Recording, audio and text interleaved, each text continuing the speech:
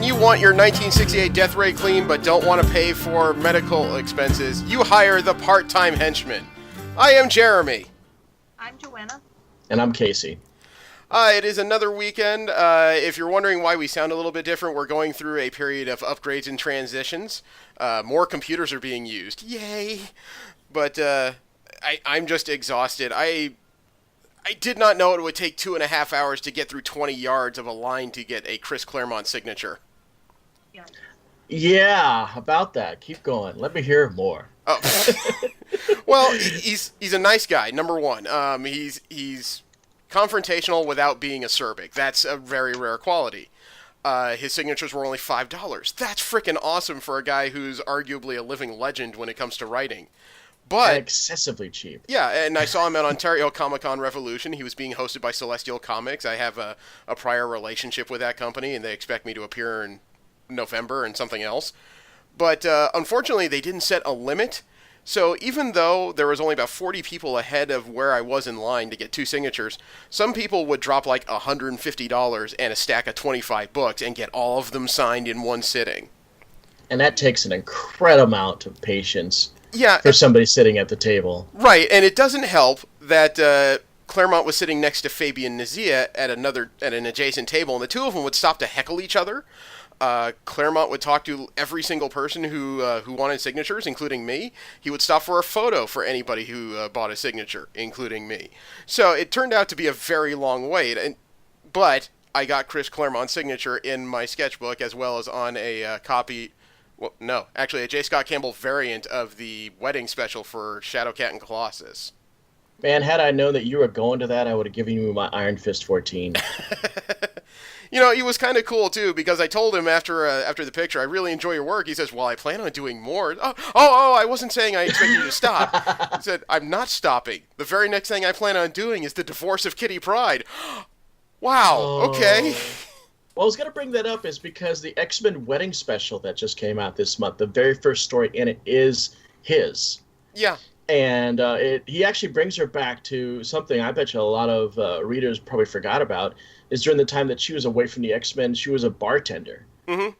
She went back to that bar, and the whole story centers around her at that bar. Was that the one in Chicago? I think so. I know she went to university out there. Karma were doing? Yeah, she went to university out there after Excalibur. Right. So I didn't read that particular section of comic books. That was during the big industry collapse in the early 2000s. Yeah. It was a nice warm story. It was all about her, getting ready for the wedding and having her usual doubts and being reassured, not by Logan, who would normally be the person to step in and do this, but instead Kurt. Who is like the surrogate. He even acknowledges this. Like, normally Logan would do this, but he sent me since he's indisposed. Wolverine collects stray young girls the same way Batman collects strange young boys. This is quite true. How's that? There's a healthy list now. What we got? We got Shadowcat, we got Jubilee, we got Armor. Mm-hmm. X-23 as Laura. well. Yeah. And I have a feeling there's another one I'm missing in there. I don't know. Mariko's daughter? Wasn't there? No, not Mariko's daughter, but the little girl he saved in Japan when that dragon showed up. Yeah, I keep thinking there's another mutant in between, but that may be bridging too many gaps in there. Might be. Joanna, how are you doing? I'm doing fine. Okay. Anything you'd like to add about your day/week/comic book experience? I've been reading a lot when I can. Okay. I'm trying to get my hands on new stuff. I've got my own kind of collections on the side. I've got mostly female protagonists. That's kind of my thing, to collect strong women. Mm-hmm. I found recently at a used bookstore almost the entire collection of both Black Horse and before them Topps had the title of Xena. Oh. There's an entire Xena collection that I now own because it was at this used bookstore, and I was digging through. I actually went to 3 different locations to get the whole set, Mm-hmm. and they're kind of my pride and joy now. So What happened to the Xena reboot NBC was talking about? It didn't ever get off the ground. It didn't get past the planning stage. There's rumors of it circulating again, but it would be like a next generation of hero where they're theorizing that there's probably going to be maybe an appearance by Lucy Lawless, but she's not going to be the lead. Which baffles me. Lucy Lawless is not old. No, she can still don the leather and throw the chakram and everything. I mean, Yeah, and her partner Renee, you know her last name, I don't. Is in her 40s. So I mean, Well, I mean, last I heard, Lawless was interested in appearing, but she wasn't interested in being Xena for any potential reboots. But she was also supposed to be brought on as an EP because, of course, her name is damn near synonymous with that right now. Yeah. But that's a whole other issue and story. True. The only other thing I did last weekend was I creeped the hell out of Cat Staggs by accident. Cat Stacks. Cat Staggs, double G. She was an artist in what was it, Wonder Woman 77 and a couple other series.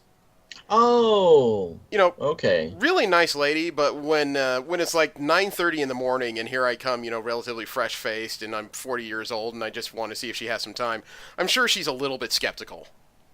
Or yeah. Well, a little bit. But I struck up a nice conversation. Her daughter was there and her daughter is cute. But, fortunately she had time, so I asked her to do a headshot of the Batgirl of Burnside for me. And she managed to pull it off before the weekend was out.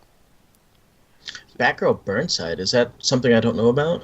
I don't know how you wouldn't. About 5 years ago, there was...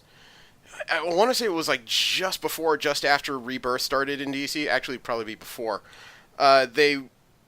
Batgirl was Barbara Gordon again, except she had lost like all of her Bruce Wayne gear due to a fire. She was keeping her stuff in Black Canary's van, and Black Canary's van was accidentally incinerated. So she was going to graduate school. She was trying to leave the superhero stuff behind, and when certain things ended up troubling her, she cobbled together a costume out of stuff in her closet and a couple Goodwill items. Yeah. And this became a very popular era. I think the art was done by Babs Tarr and it was written by Amy Chu. And the reason why it was called Batgirl of Burnside is because this was pretty much Barbara Gordon on her own. No like serious backup or support from Wayne. She put together her own like miniature network. Not because she was looking to be a superhero, but just because she had to clean some stuff up so she could live. Is this the time that she started wearing that outfit that she's got now with the jacket and the yellow duck? Yeah. Yeah. Okay, yeah. Shoes and gloves and almost looks like a hoodie. Yeah, it was like a purple jacket. It had a cape attached to it, and she wore this kind of cowl/helmet thing. I wasn't sure how I liked that style really at first. I mean, it makes sense why it looks that way because she did kind of cobble it together. I mean, let's see you put together a superhero outfit from Goodwill, and as a college student. Yeah, I remember when I saw it. I thought it was like, okay, this is cosplay friendly as hell. Yeah. And I'm going to see tons of girls wearing this outfit in conventions. It took 90 days before I saw it at conventions. That's all it took. But I remember when the promo art came out, I stared at it and just said, this looks like a cosplayer's idea of Batgirl. Then I read the first issue. This is a cosplayer Batgirl. Okay, all right, this makes more sense. It does make more sense. I mean, it was literally a purple jacket. She put on a cape, then she grabbed a stencil and yellow painted on the bat symbol. That's all it was.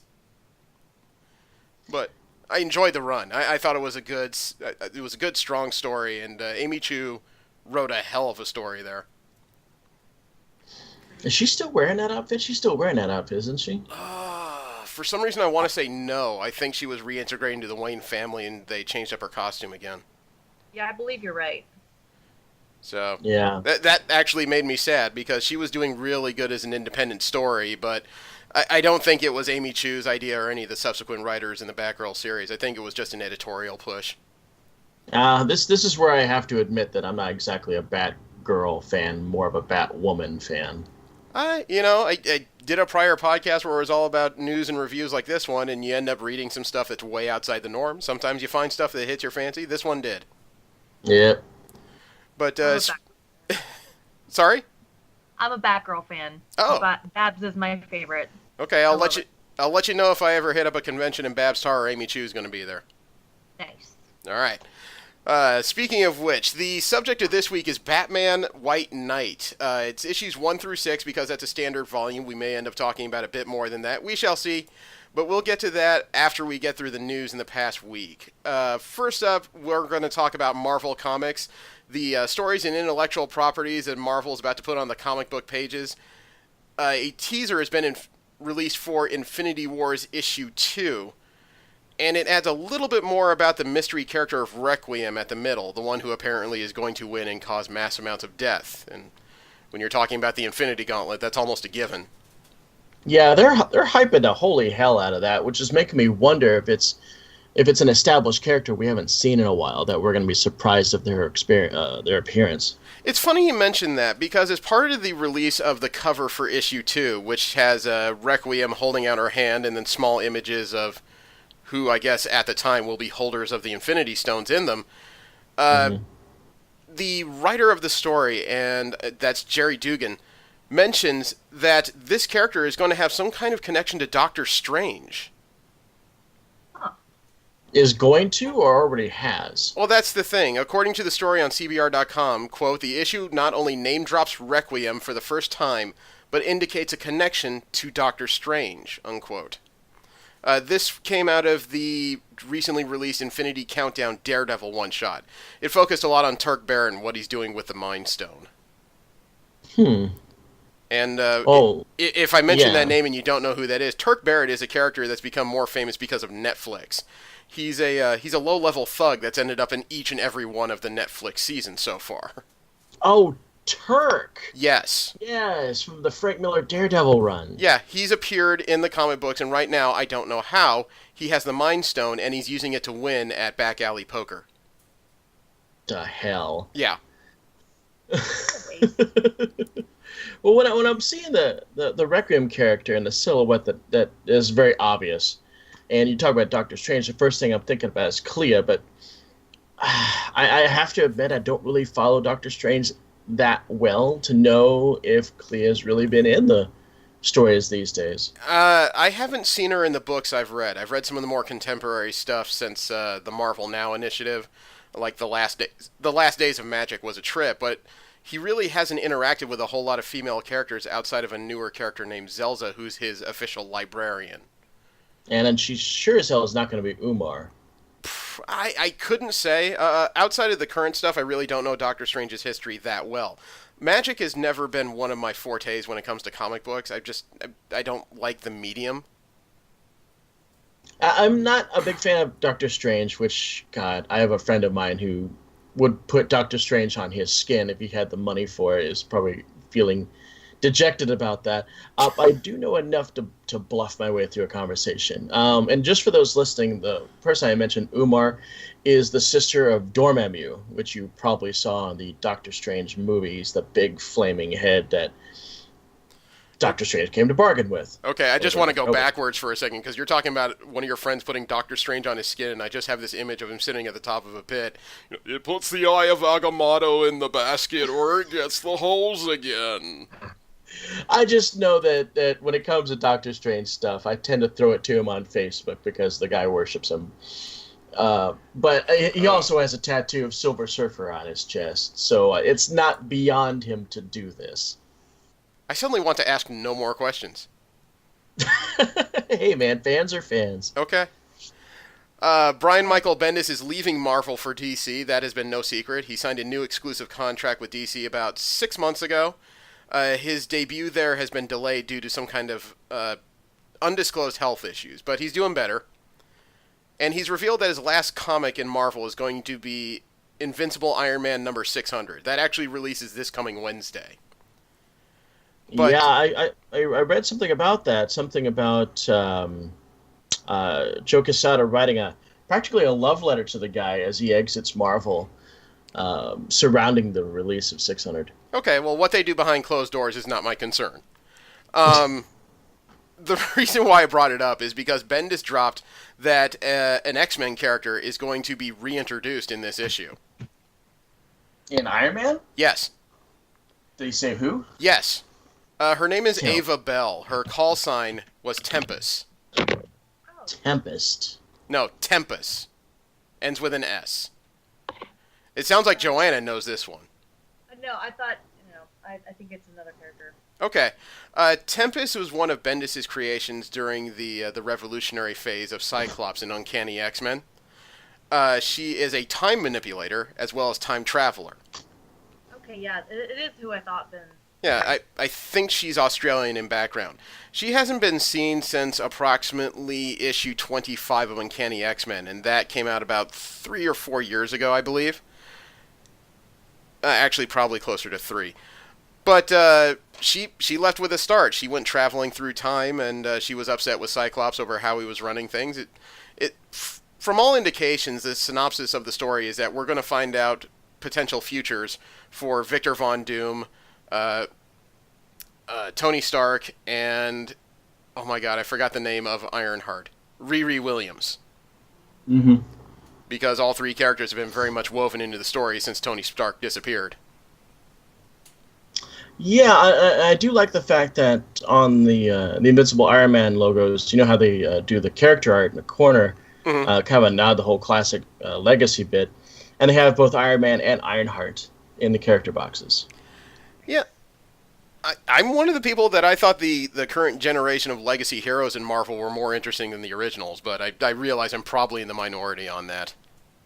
It's hard to make that kind of a sweeping statement on so many characters. I can see on a couple instances where that probably rings true, but there's also a lot of them that just fell short. No, I agree with Casey.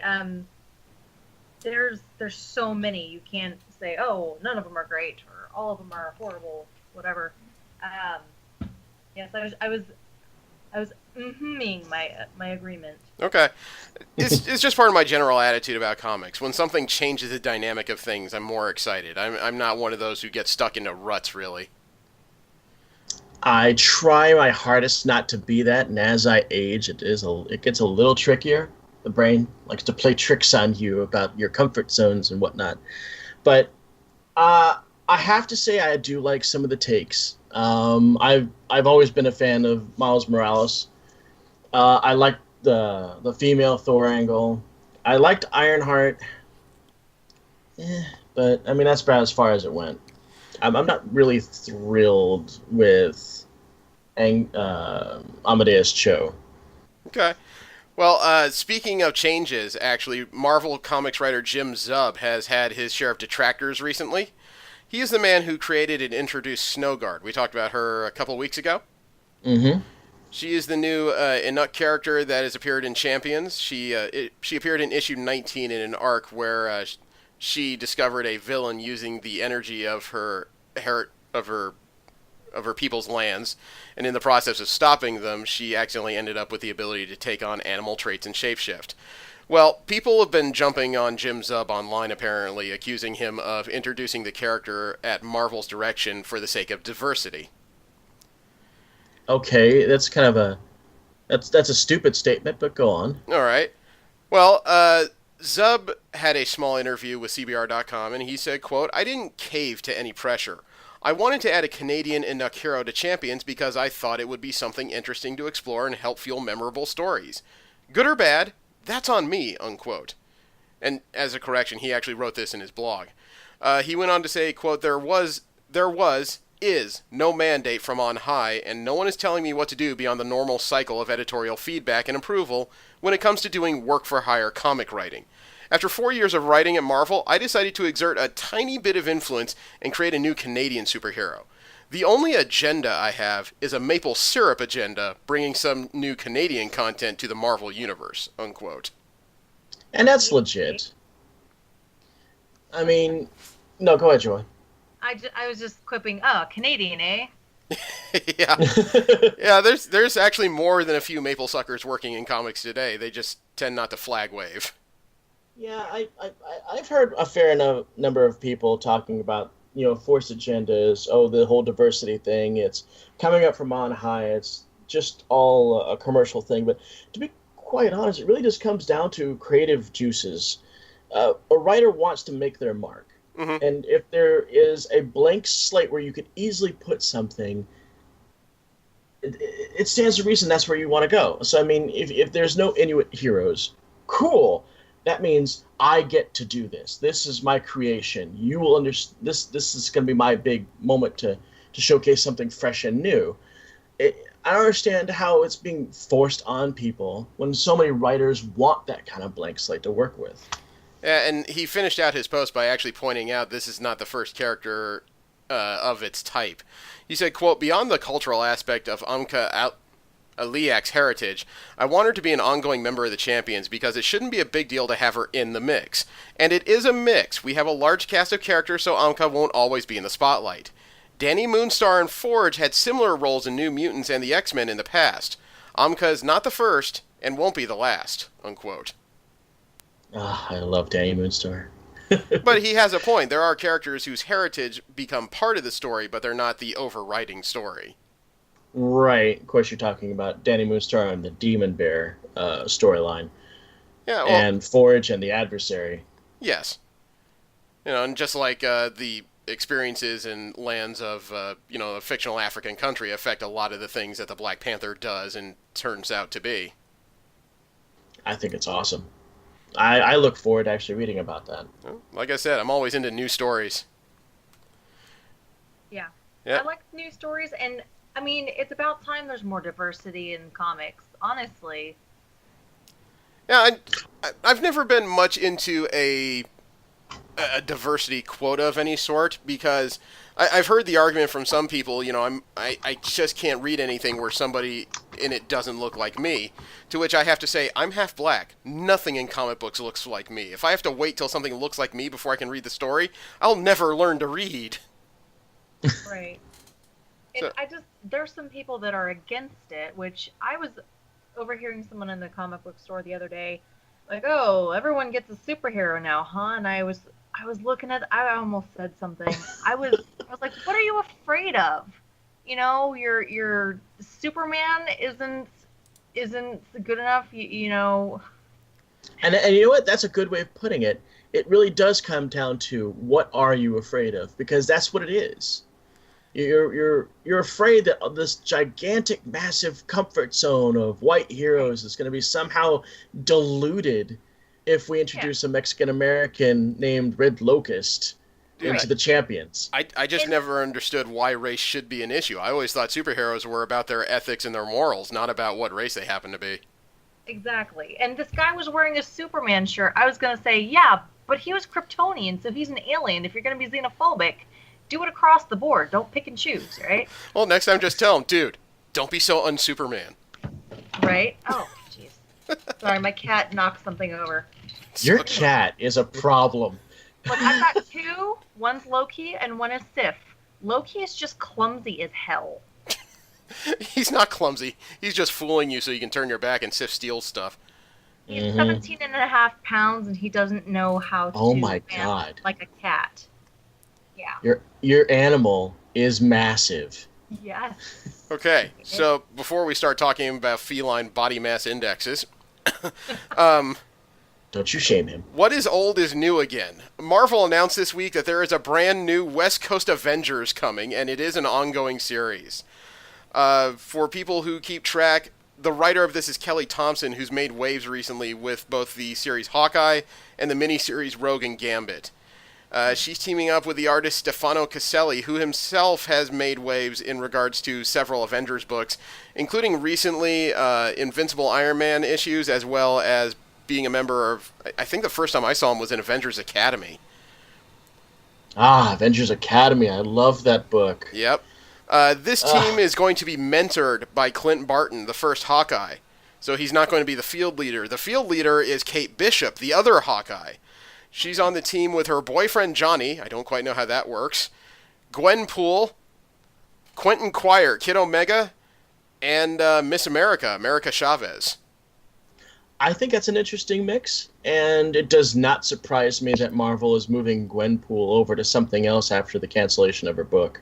Now, I kind of laugh because looking over this, there's barely a character who actually uses a code name in this book. Gwenpool is the only one. And it's her name. Yeah. Gwendolyn Poole. Yeah. The only reason she's wearing a costume at all, and they talk about it in the very first issue, is because she did not want to be a background character. It's like there's no way I'm gonna be a background character and get killed by some random crap. I need a costume. I need it done now. Well, I have a lot of pink, more pink than I need. I can make you a pink costume. Do it. Are you sure you're talking about episodes, or are you sure you're talking about comics or an episode of RuPaul's Drag Race? You know what? Who cares? But yeah, I mean that's the kind of the angle we go to because Gwenpool is fully aware she's in a comic. Yep. And therefore knows everybody's identity, knows all the the timelines, knows all the storylines, and yeah, she's on the ball. Okay. Thompson actually talked about what this book is about. She said, quote, "They all need and want something from being on a team together. Kate needs to help save LA, and she needs help to do that because villains have taken notice that there are no superheroes out there. I think there's part of her that misses being on a team, too. She's been doing her own thing on her own, and that's cool, but she was the one who, with no powers, was like, I'm leading the Young Avengers. I'm the boss," unquote. And that's legit. Yeah. I never really understood why all the heroes had to be in New York anyway, and anytime they ever tried to put a hero somewhere, like Philadelphia for Anti-Venom or Houston for Spider-Man or Scarlet Spider, and then their comics end, and then boom, both of them are back in New York. You know, I do and don't get it. I mean, I live out in LA. It's not exactly a place that's conducted to web swinging. You know, not a lot of super tall buildings out here. At least not outside one cluster in downtown. But the problem is, though, when you move characters to different cities, is not the fact that you're using these cities, but you do significantly lower the chance of your characters having run-ins with other characters in the universe. True. I mean, somebody's got to start somewhere. I mean, even if it's about creating brand new villains for the town. Yeah. I just wish that Marvel was... I know New York is synonymous with Marvel, and Marvel stayed in New York even when DC up and packed their shit and ran off to LA. But I loved it when we had Scarlet Spider in Houston. I'm down here in San Antonio, Texas. It's like, yay, we're part of the Marvel Universe in some kind of sideways way. Yeah. It's just a matter of editorial, and I don't want to say discretion, but convenience, I think. And it's not a matter of whether or not it's good to use these cities. It usually is. The issue usually is trying to make a long-term story outside of New York. That's the difficulty. Because not only would you need your superheroes to be there for a significant amount of time, you got to find reasons for your villains to be there for a very significant amount of time. Hey, didn't they put Eddie Brock Venom out in L.A.? Is he still out there? I remember he was in San Francisco for a while. I don't know where he's based now that he's in his new volume. Yeah. All right, moving on. Okay, it's actually kind of interesting that you bring up spiders. Marvel is teasing some kind of new event in late 2018 called Spider-Geddon. I wonder if it's a permutation of Spider Island, or, hey, pick your spider. I do not know, and I say that only because it is a single black page as an ad with white text that says Spider-Geddon is nigh. Fall 2018. That's all it is.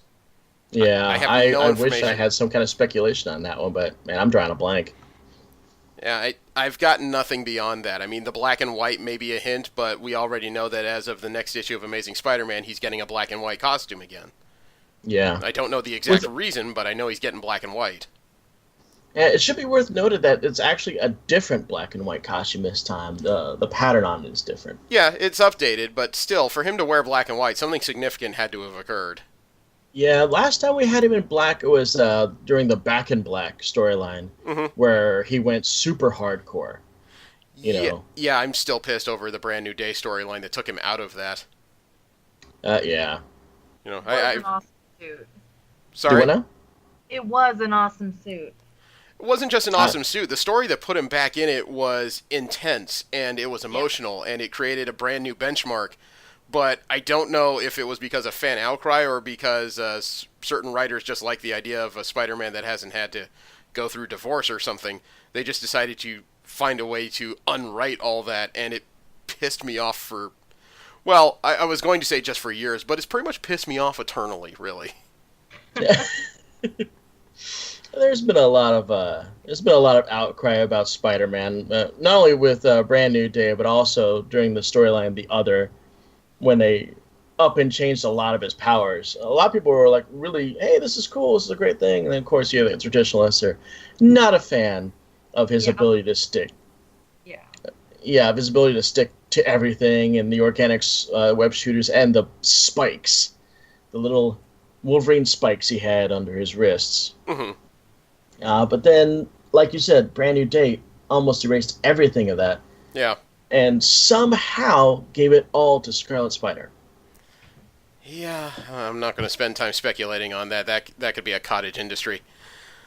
Uh, More Spider-Man news, though. Amazing Spider-Man #3, coming out with Marvel's Fresh Start initiative, is teasing an interesting story that requires a little bit of an explanation, in my opinion. Okay. Because according to the cover, it's going to be Spider-Man versus Peter Parker. Saw that. Don't know what to make of it. The image on the cover is literally Spider-Man grabbing Peter Parker by the collar, and the two of them, it looks like they're getting ready to punch each other. There's no synopsis release. There's no explanation. But it is noted that Peter Parker, or Spider-Man, or whichever one is the central figure in the book, has had a history of both interdimensional and time travel. For all I know, this could also lead into the Spider-Geddon storyline. Maybe this is another case where multidimensional spiders are everywhere. Or it could just be a filler story where he argues about his own sense of identity. I was just going to say, yeah, existential crisis again? You know, this is one of those cases where I almost wish there was just some kind of universal therapist for superheroes. That would almost be an interesting book in and of itself, to read about all the weird crap these people have to live with. That would be Doc Samson. I would go into that field. Yeah. Oh, Doc Samson was doing that for a while, and I have no idea what happened to him. Is he dead right now? No, he's alive. Okay. The thing is, though, to be a therapist in the Marvel Universe, I'm pretty sure you would have to have a very large credit account at IKEA. You would probably lose a coffee table every 35 minutes. Yeah, Doc Samson's actually an MCU, although we haven't seen him since the Hulk. Yeah. Haven't seen him since that whole depowering phase the Hulk went through when he was infected with Extremis. I don't know how that turned out. I don't know either. Last up in Marvel comic news, we have new details about the latest X-Men event, Extermination. This is an X-Men only event that's currently being teased in the back of several issues of X-Men books through July. And the storyline is basically, for those that don't know, the current roster of X-Men Blue is primarily comprised of the original X-Men from the 1960s. Young versions of Marvel Girl, Cyclops, Beast, Angel, and Iceman, who have been brought forward to the present time to originally to try and talk Cyclops down from his revolutionary ways, but now that storyline is over, they're just kind of sticking around for unknown reasons. Or actually a myriad of reasons, but that's not pressing right now. The storyline in Extermination is basically going to be that these people have been in the future so long that time is starting to unwind behind them. You know, they've been in the future so long that time is slowly starting to adjust to the fact that these characters were not present for the events that they're supposed to have taken part in from the 1960s to the present. So things are about to go off the rails.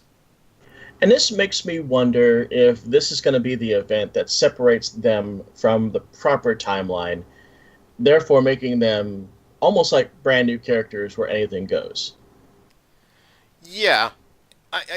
It's hard to describe, really, because this is a whole Mobius strip of implications as far as time travel, quantum mechanics, and, you know, the effects of history.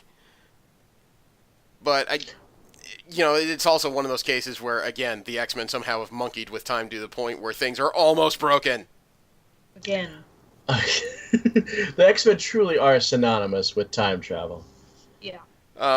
More notably, this has come to the fore with a proposed cover for Extermination #2, where all 5 of the young X-Men have tattoos on their faces, dressed up as hounds from the Days of Future's Past storyline, and Ahab is holding their chains.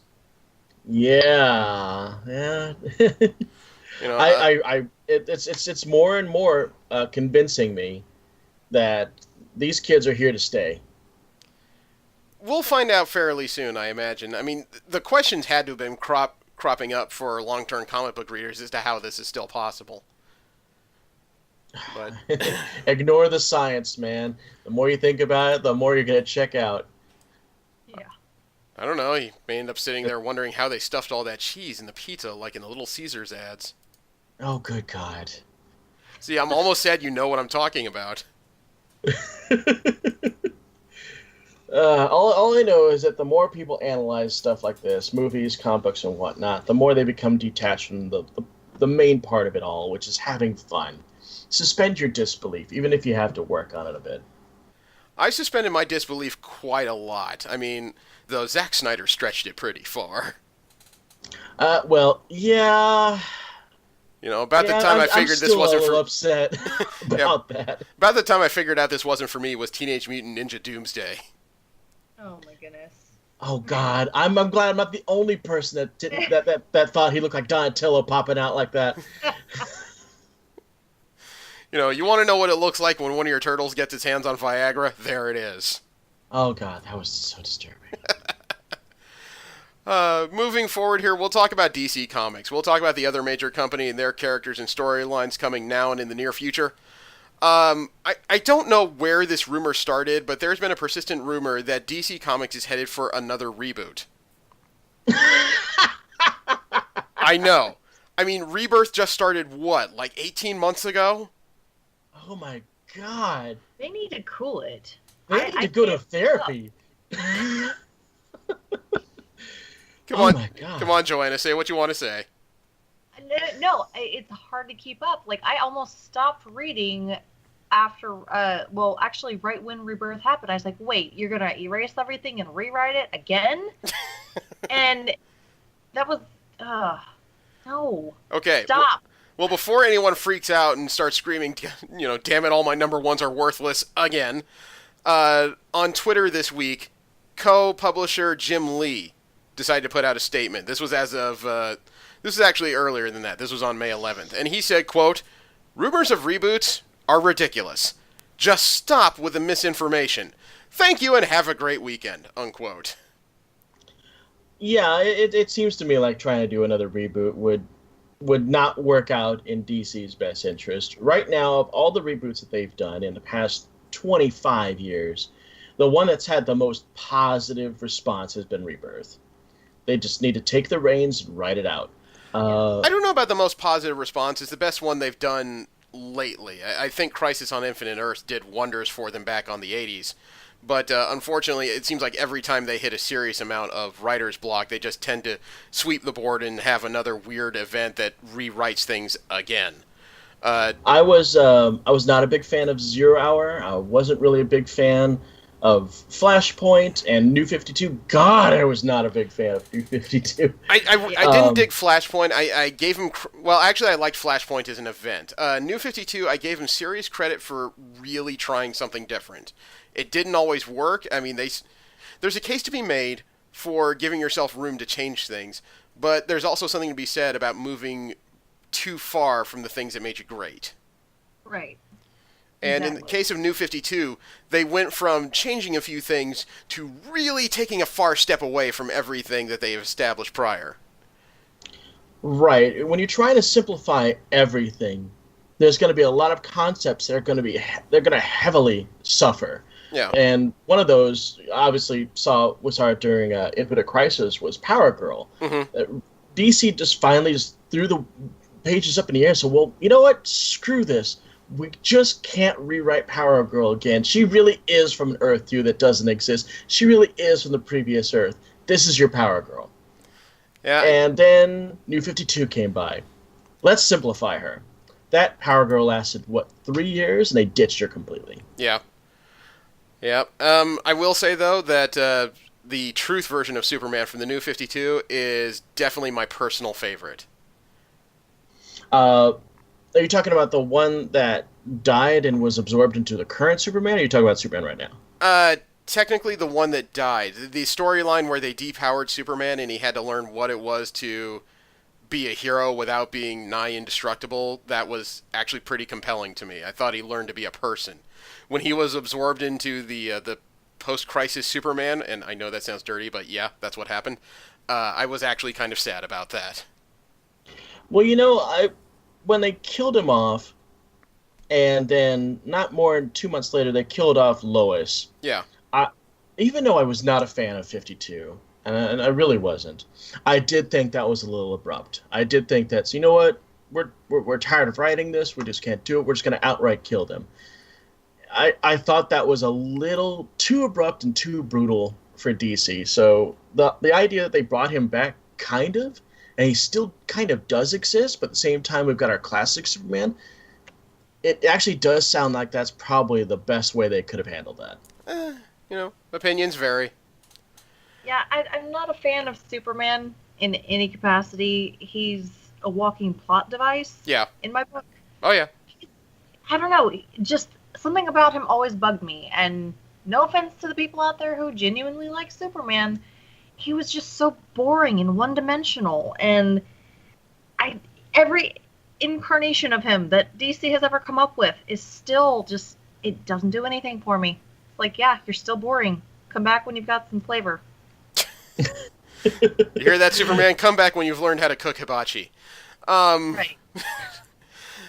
DC's also announced a new miniseries by Scott Snyder, and the artist is Aaron Gillespie, a relative newcomer. They're doing a New Challengers miniseries. This is Challengers of the Unknown you're talking about. Yes, but the miniseries itself is called New Challengers. It is based on the original Challengers of the Unknown that debuted in 1957. I don't know what the team is supposed to be now that Rebirth is started. I mean, I read Dark Knight's Metal, but that series was still pretty hard to get through, and I admit I didn't pay a whole lot of attention.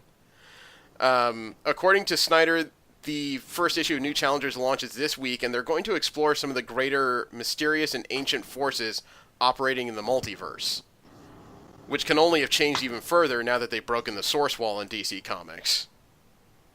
Yeah. And that makes sense. I mean, that's really what the old Challengers of the Unknown were. I mean, it was an engine for DC to tap into the adventurer, Johnny Quest and whatnot.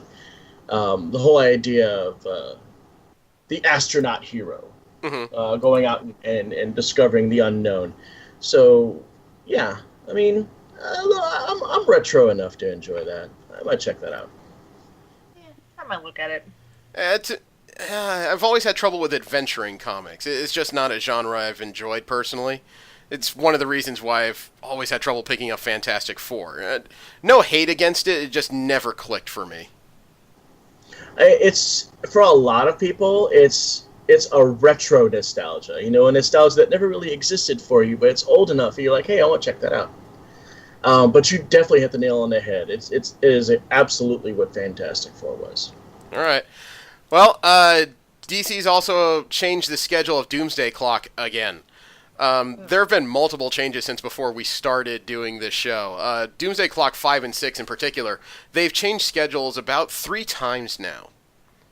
It was originally solicited on July 18th. On May 1st, DC revised the date to August 29th, a serious delay.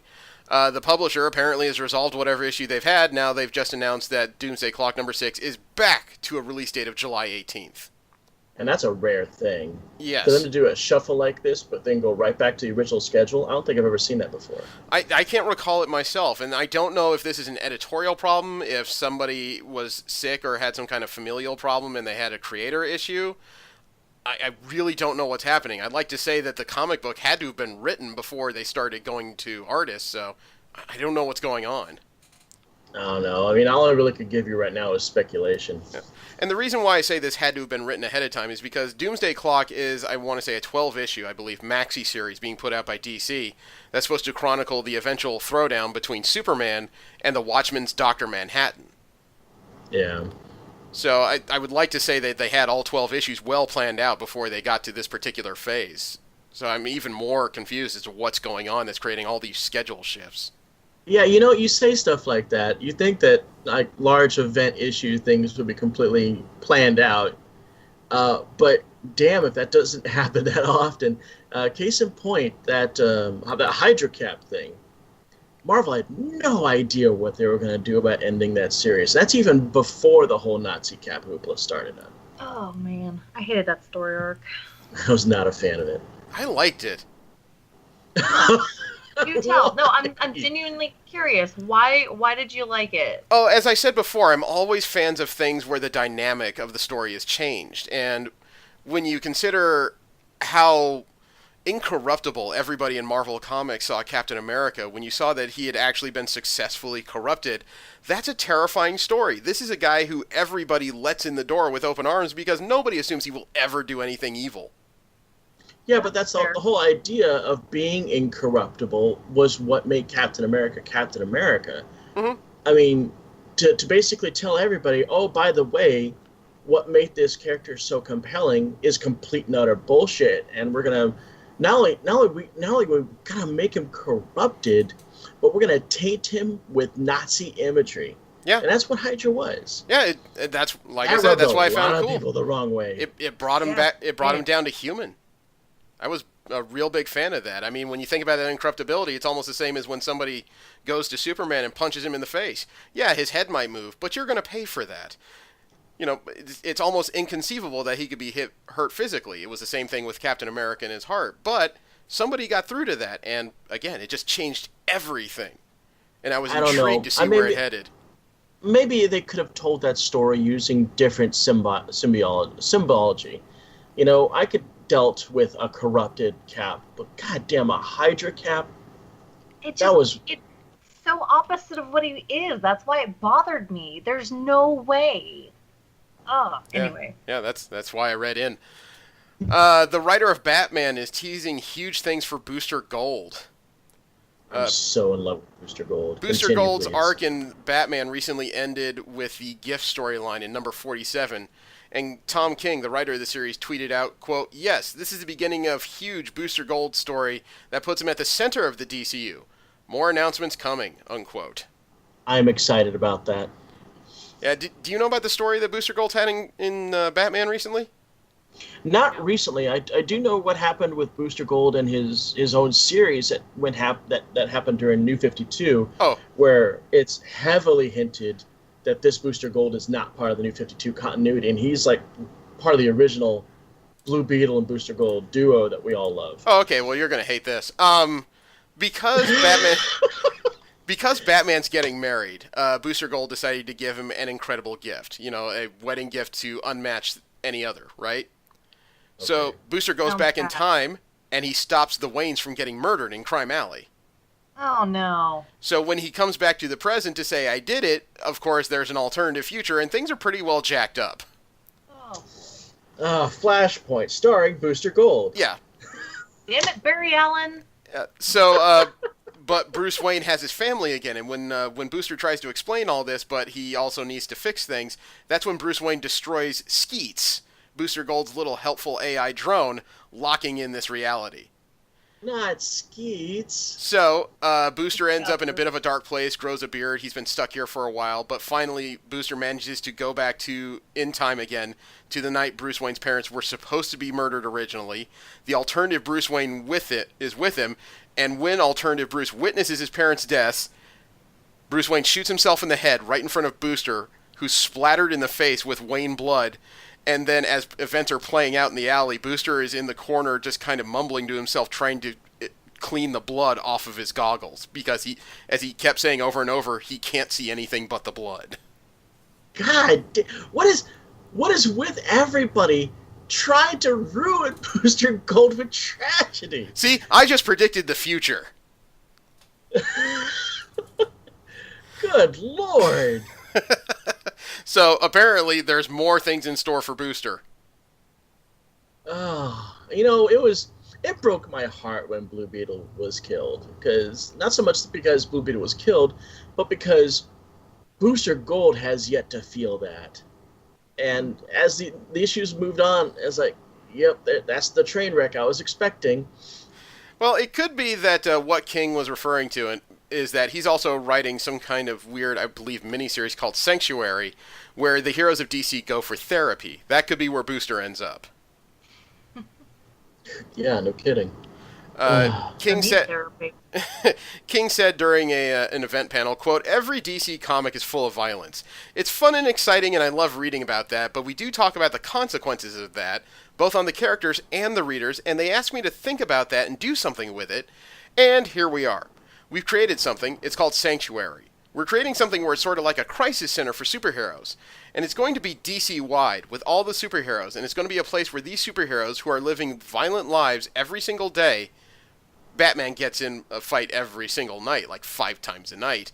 And so we've created this space where superheroes can go that sort of mimics the good work people are doing for veterans around the world, where they can have a space they can actually admit that this violence has had consequences for them and has affected them mentally, so that your greatest heroes who are inspiring our children can proudly say, yes, I've had some mental difficulties, and yes, working with people has helped me through them. And we don't hide behind that, unquote. That's interesting. I like it. I'm going to say this now. No one should write Booster Gold except Dan Jurgens.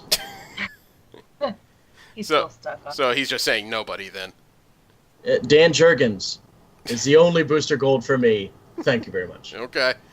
Well, Detective Comics has had a delay. They're supposed to have a new creative team come on now that the current one is headed out the door. They're moving on to other things. But the problem is that apparently the new team is not ready, and a temporary team is being brought in for June 13's Detective Comics 982. I smell a filler story. This was supposed to be a new creative team of Brian Hill and artist Miguel Mendonca. They are still solicited for June 27th's number 983. However, 982 is now going to be done by Michael Morrissey and Sebastian Fiumara. Brian Hill. Where have I heard that name before? You know, I don't remember. I've heard that name several times in comics, but I don't have a context on that. God, I feel like I just read something just recently with his name on it. Let me see. Brian Hill, he's been with Image Comics recently. He was doing the Wildstorm Michael Cray recently. There we go. He also may have had a hand in the previous volume of Cyberforce, Volume 2. I didn't even know Cyberforce was still around. Oh god, yeah, their current remake actually is pretty good reading. Yeah. There is a change to the story for the solicitation for number 982, and I don't know if that means people will affect their pull list at all, but the issue will ship with 2 covers. They're calling it The Cursing of Gotham City. It's about the abduction of a child by a militant religious sect of Gotham's homeless, taking Batman into the darkest subterranean tunnels and into the upside-down world of Deacon Blackfire. Deacon Blackfire. Is that guy part of the religion of crime? That I really don't know. I'm not familiar with DC's B and C list villain pantheons. Yeah, that's definitely what they are. Well, Scott Snyder decided to drop a few more hints about what in the hell the Joker is doing on the new Legion of Doom starting this summer. Oh, good. The writer of Dark Knight's Metal also taking over this particular series. Ever since this roster's been announced, people have been wondering, how is the Joker playing with others? And the usual answer is, he doesn't. Not at all. Yeah. But he is on this team that's being led by Lex Luthor that also holds Black Manta, Gorilla Grodd, Cheetah, Sinestro, and the Joker. Pretty much DC's all-stars when it comes to villains. Yeah, Legion of Doom. He You're said Toy Man. He said that the Joker's going to have a very specific role. Snyder explained that Luthor's reasoning for putting the Joker on the team, as Luthor seeing the Batman's nemesis as his partner, is, quote, Luthor has the vision of all of a sudden of what we're supposed to be as a species, and he sees the Joker as a great inspiration in the story. Joker is almost a touchstone for Luthor to go back and say, am I doing this right? Does this bring us closer to what we're supposed to be? Joker gleefully plays that role, unquote. Now I'm more fracking confused. I am too. That brings me no closer to realization of what's going on here. Yeah, because I would think that the Joker is like the polar opposite of where we need to be as a species. Well, no, Yeah. he's just the more extreme type of person that'll do whatever it takes to get something done. He has no moral compass. I understand that, but, you know, usually if you're headed the right direction, the Joker's going to get angrier, and if he gets angrier, all that means is he's more likely to kill the Legion of Doom than do anything else. Exactly. Wild card. Meh. It's just so odd. I do not have a hard release date yet for Legion of Doom. However, the new Justice League by Scott Snyder, Jim Chung, and George Jimenez is due out June 6th. Just about 2 weeks away. I'll pick it up just for Sinestro. Okay. Well, the Super Sons, even though their recent ongoing series has been canceled, they're going to get a 12-issue maxi series soon. That's not called cancelization. Yeah, DC Comics has announced this, that Peter J. Tomasi will be writing the 12-issue maxi series, calling it Adventures of the Super Sons. The first issue is apparently scheduled to hit stands on August 1st. There's been nothing announced as far as art or what the synopsis of the series will be as of yet. You know, I don't have a problem with the concept of the Super Sons. It always seemed to me to be like I don't know. It's almost like they're just not old enough to be Teen Titans, but they're not exactly young enough to just sit in chairs and be quiet. Let alone, Yeah. let alone you have Nothing young about John him. Kent, who's a Kryptonian. Good luck trying to ground that boy. Yeah, there's just nothing to really capture my attention on that. Again, I think it's because it's Superman. Do we care? No. I'm not really interested in Super Sons whatsoever. Yeah. Well, how about the Sync Atlantis crossover? I don't know enough about that. I saw some promotional imagery for it. Well, it is a 2-issue crossover coming out this August that brings the world of Aquaman directly into the sights of the Suicide Squad. It's being co-written by Rob Williams and Dan Abnett, one of the guys who made the Guardians of the Galaxy famous recently. The art's going to be by Jose Luis and Vicente Cifuentes. It centers on the Suicide Squad's latest mission to Atlantis. They've discovered something that Amanda Waller wants, which usually means Atlantis is not going to be too keen on giving it up. If I'm not mistaken, didn't Black Manta join Suicide Squad recently? I do not know, honestly. I don't read Suicide Squad with any great regularity. I keep trying different volumes in different eras, and I find very little of it that keeps my interest.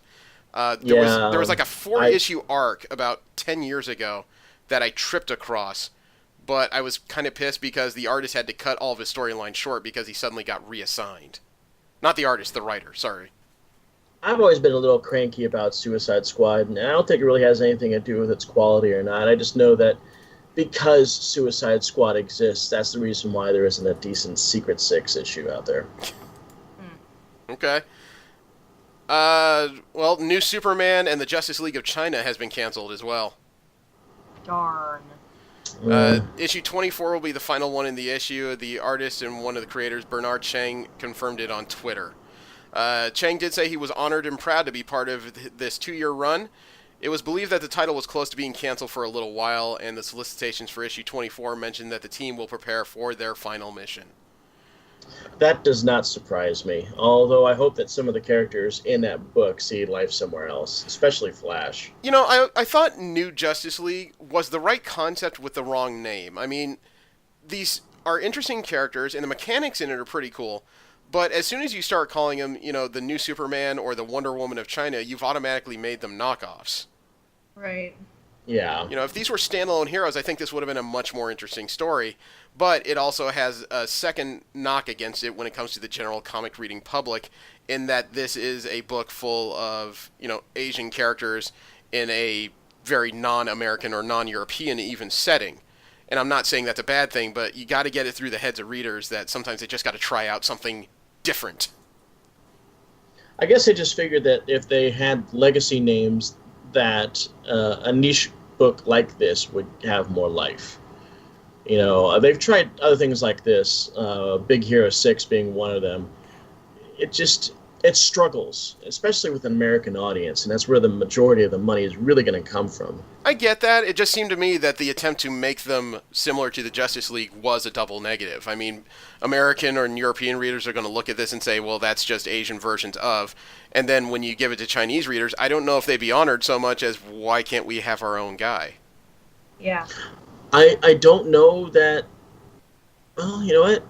I don't really know how I can really have an opinion when it comes to that. I am not an Asian man, so I will refrain. DC Comics has also announced the newest set of Looney Tunes crossovers.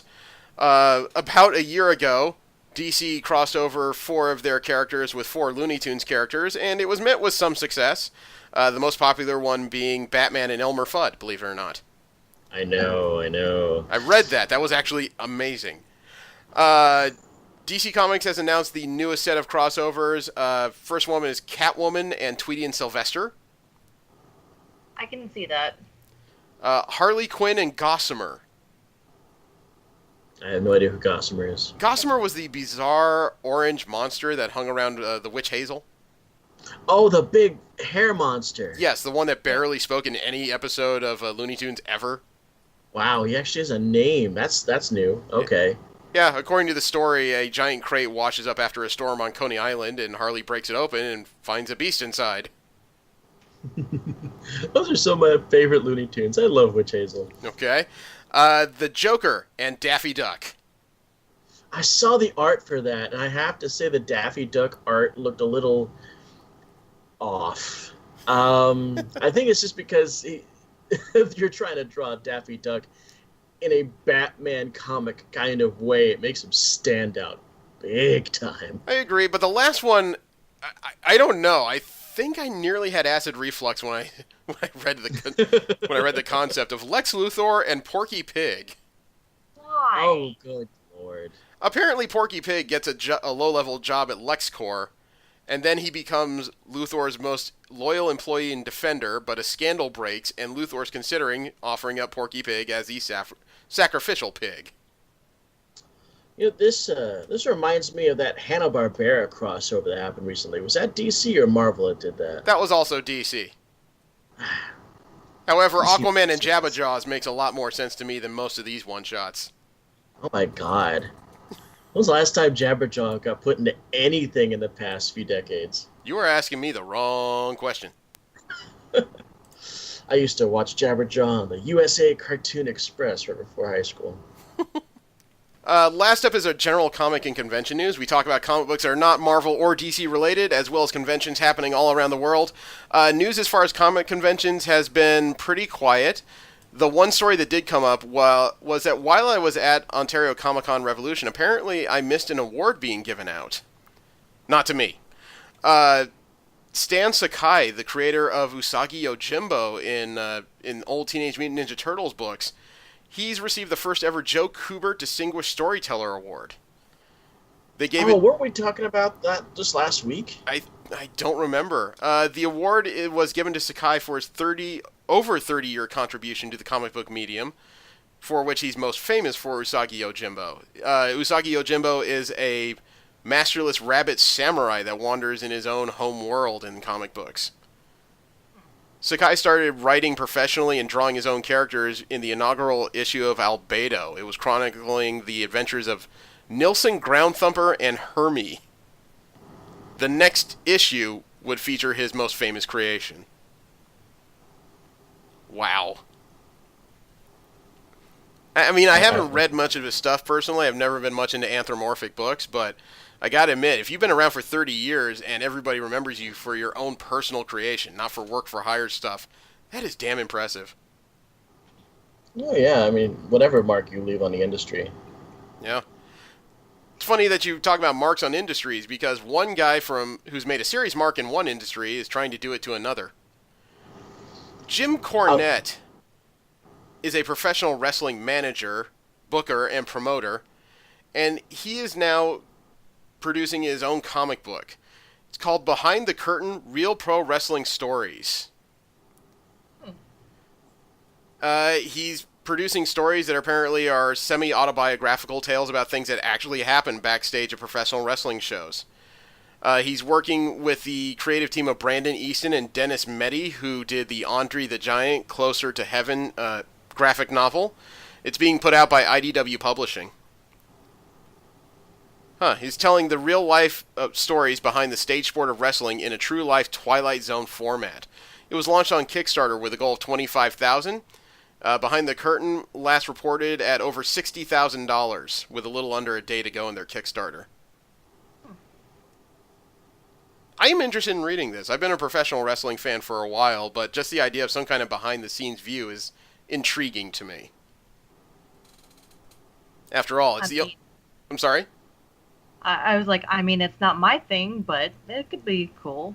Well, when I was growing up as a kid, like way back in the 80s and 90s, it was about as close as you had to real-life superheroes. You could argue it was that weird Japanese Spider-Man Super Sentai show, but no, that really wasn't anywhere near real life. I mean, both mediums are about the same. You've got over-muscled guys with very little clothes trying to solve problems with their fists. With corny one-liners. Yes. See, it all comes around again. It's fair. One of the more infamous comic writers out there, Neil Adams, has recently been accused of plagiarism. Huh? Yeah, have you ever heard of a creator, Mike Netzer? Vaguely. Mike Netzer was known professionally as Michael Nesser. He alleges that he co-created Miss Mystic, That's a character that Adams developed for Pacific Comics and then published eventually under Continuity Comics. He says that Adams erased his role in the character's origin and used his artwork without credit for the first issue. Yeah, wasn't that back in the 70s, though? 1977. Yeah, he's a little late to the game there. Yeah, Neil Adams has come forward and denied all 36 of Netzer's allegations. I think Netzer just needs some new medication. Well, according to Netzer, he and Adams co-created Miss Mystic for DC Comics back in 1977, but plans fell through. Then Netzer took a break from comics, during which time Adams was invited to create a series for Pacific Comics, under the stipulation that this was all Adams' work and not a studio effort or collaboration. Netzer... Sorry?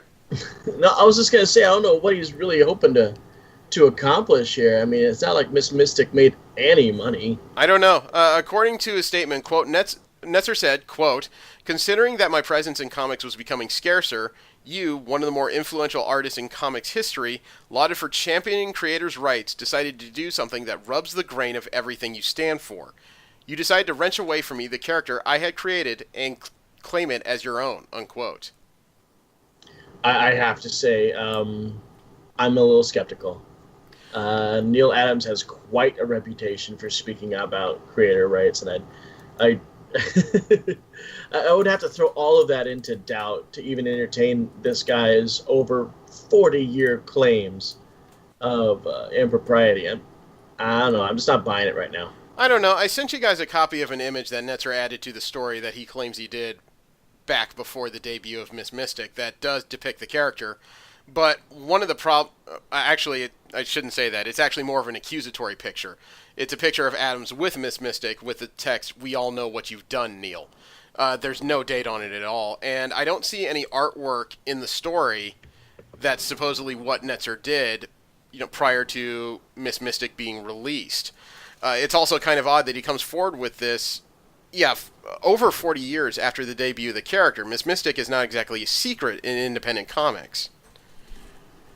So, yeah, I have to say, I think this guy's full of it.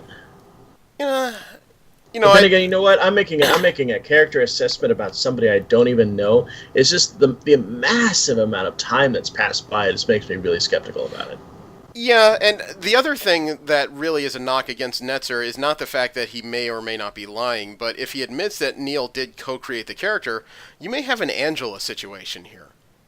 Yeah, and God, well, that was sloppy. Yeah, and do you want to explain the situation with Angela real quick? Because I use it as an allegory, but I realize that name is rather nebulous.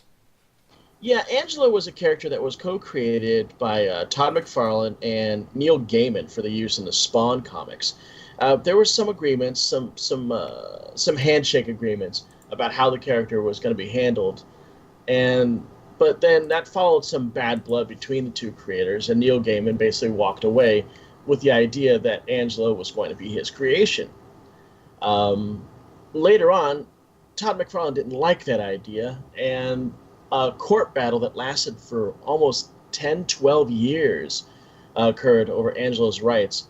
And I don't know if Neil Gaiman, at the very end, did this out of spite, or he just wanted to space himself from the character, but as soon as Neil won all the rights to Angela, he gave them to Marvel, and that's where she is now. I don't think he wants... Guardians of the Galaxy, right? She ended up there for a while. Right now, the storyline is that her and her race are the 10th realm of gods in the Norse pantheon for Marvel. Right. I don't believe Gaiman won all the rights. I believe he won his half, and he sold his half to Marvel, which is more than enough for Marvel to use the character. So, unfortunately, with Netzer admitting that Adams had a hand in her creation, I think we have a similar problem here in that, technically, even though Netzer didn't like the fact that Adams used Miss Mystic in his own series, he had the rights to do so. Well, I guess we'll find out. I mean, if this Netzer guy wants to stick to his guns and take this into court where facts can truly be uncovered, then we can start figuring out just the what's, where's, and whys of this whole thing. Excuse me. True enough. And last up in general comic news, there's a comic series right now that's enjoying serious worth in aftermarket sales for its variants. And it's not a Marvel. It's not a DC. As a matter of fact, I believe this is a Boom series. The storyline of Mighty Morphin Power Rangers Shattered Grid is worth big money for traders right now. Yes, it is. It's a great storyline, though. The prequel story in issue number 24 of Power Rangers is already going for anywhere between $20 to $30 for near mint copies. If you want a copy of the Comics Pro exclusive Draken variant, you're going to have to pay about $100. Tell us more about this, Joe. Okay, so my husband is following this with great anticipation. We have most of the variant copies, and I was giving him a hard time because he's trying to collect them all. I said, but it's the same issue. He's like, but the artwork. I said, get a print of them. Anyway, it's a great storyline. It's compelling. It's fantastic. If you remember it in any way, shape, or form, Mighty Morphin Power Rangers, and liked it, I mean, the writing's good. They still have some of the cheesy one-liners. The plot is so unlike anything in Power Rangers, though, because it gets downright dark. Basically, the Shattered Grid is time travel crossover from some of the different teams. I'm trying not to do any spoilers. It's got a lot of what ifs and alternate timelines. If Tommy was never brought back from the dark side. Yeah, feel free to get specific. I mean, the issues are out. It's kind of hard to call it a spoiler. Okay, well, I mean, for people who might not have read it, so Draken is Tommy Oliver, who is evil still.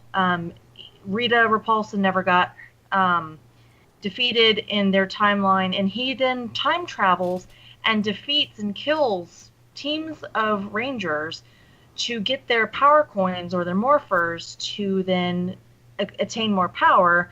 There was actually a movie-style trailer for the event in which the original actor, Jason David Frank, who played Tommy Oliver, is Draken. They dress him up, they put him in the suit, and it's creepy. It's great. And then he has these sentries and soldiers that look like they're in armor versions, like almost like an Iron Man armor version of each Ranger. So there's like the black squadrons, the pink squadrons, the guards, they're all in red with kind of like a cloak.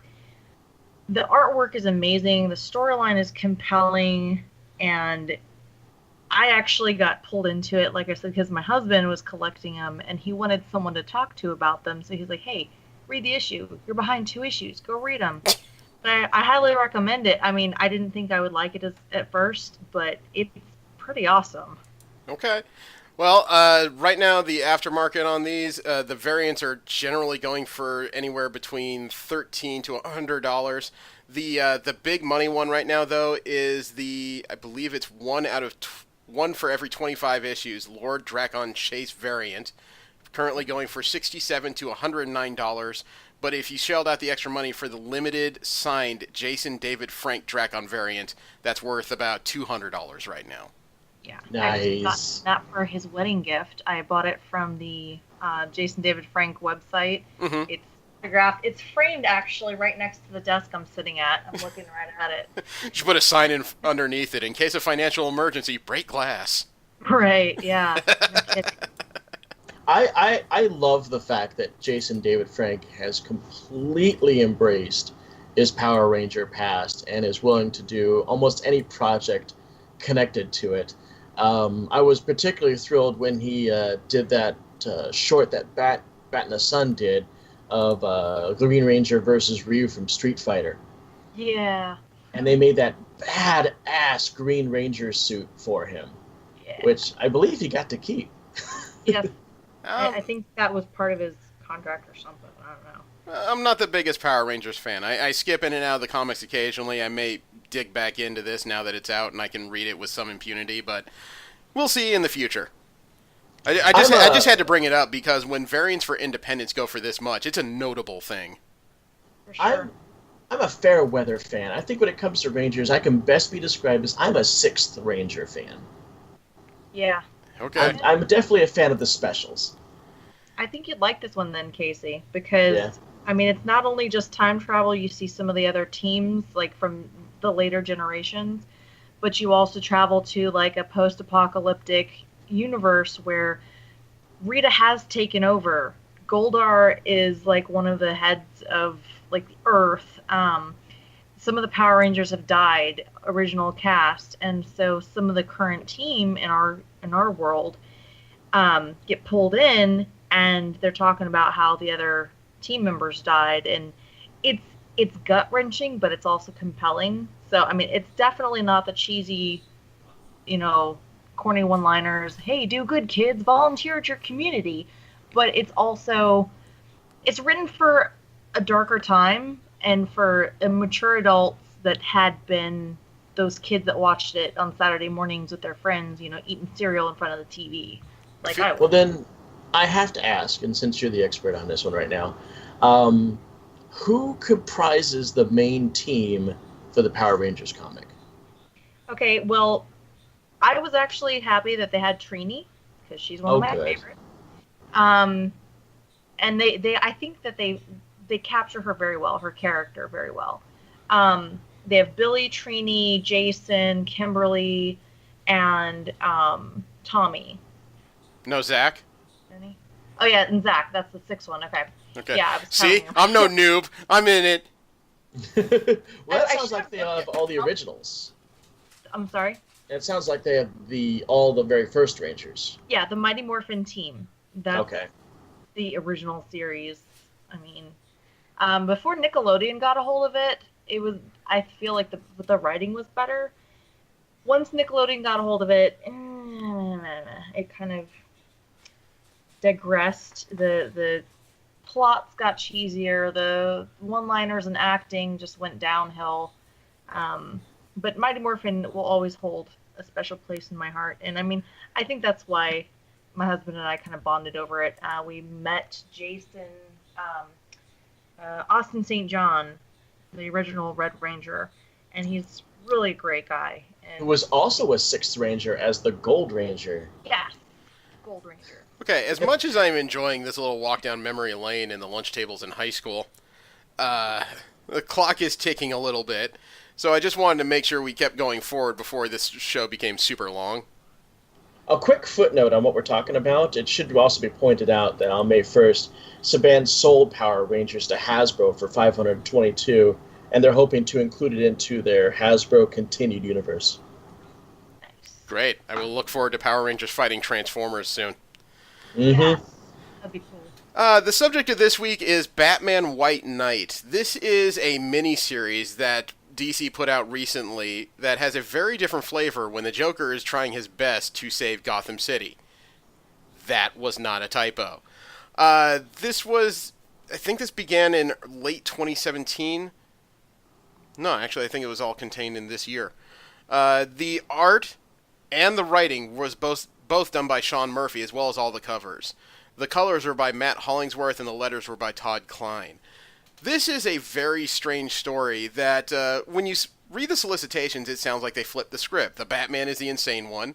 The Joker is well medicated in trying to save Gotham City. But once you get into the bones of this, it both is and is not more complicated than that. Yeah, just like the surprise that we encountered with Wildcats, or was it Wildstorm last week, Mm-hmm. what I got was very different from what I expected. I fully expected this to be an Elseworlds story, very cut and dry, where somehow the Joker was the hero of Gotham and Batman was the insane villain. And from issue 1, it was very clear that's not the case at all. As a matter of fact, in the very first pages, we're getting a traditional Batman story where Batman is chasing a clearly insane and villainous Joker. Can I mention, though, how brilliant Sean Murphy was when during the Joker trying to lead the Batman through the streets, the Batman's rolling through this Batmobile that spits flames from its front wheel wells, which is a little bit ominous, but the Joker is outracing them on a hoverboard. Is it a hoverboard? I thought he was on a Vespa. No, it's a two-wheeled hoverboard. Well, I think, and with comics, and especially even with this series, a little bit of suspense and disbelief is going to be necessary. And now I'm looking at it, and you're right, it is definitely a two-wheeled hoverboard. I mean, Joanna, I'm super curious to get your take on this because in the past couple episodes, we've pretty much determined that you are anti-Joker. You do not enjoy the character, but he was a major piece of the formula of this. What did you think initially? Okay, I'm gonna, say it's a trap. That's what Batman was thinking. Like, you guys are stupid. He's up to something. This is a lie. I was with Batman on this, and it was an interesting take. I was okay with it being Joker centric. It was. I like the stories about the Bat family. So when there was kind of background on with Nightwing and Batgirl, kind of dealing with their interactions, because Nightwing and Batman, have been butting heads for a while. Yes. And then they work in similar fields, but not together anymore. I liked to see that, and I kind of wanted to see more of that in the story and less of, okay, Joker's up to something. What else is new? Thing. I want to start by saying that the art, which, again, the art and the writing was done by the same guy, but Sean Murphy towed a pretty careful line. When I saw the first pages for this story, I wasn't sure I was going to like the art, but the further you get into it, the further I like it, because he has this almost scratchy style that doesn't get over-textured or anything. Everything is pretty clear as to what you're looking at. But I think the art was almost very purposeful in that he was trying to blur the lines between the Joker and the Batman. Mm-hmm. And the purpose for that becomes clearer the further you get into the story. The other thing I will note is that I love his takes on the characters in this. He managed to make everybody recognizable, but somehow came out with new looks for every single character throughout this story. Yeah, and that's difficult. He did, and I have to say that one of the things I really enjoyed about the art in this is how detailed it really was when it came down to vehicles. I swear to God, this book, I know it's about Batman, I know it's about Joker, I know it's very much about their supporting characters and their importance, but this book really felt like a love letter to Batmobile fans. Yeah. Every single Batmobile I can possibly think of was in this book. Yeah. From the Dark Knight Returns, the Batman the Animated Series, the very first Batmobile that was introduced in the early 40s, all those Batmobiles were in this. And the fact that they even used the 89 Batmobile as a plot device in this. Yeah. It was well done. I enjoyed that part of the story, for sure. I was going to say the tempo of the first issue is a little bit, it's not up and down, it's just, it starts out in a format that you would expect if you read the solicits at all.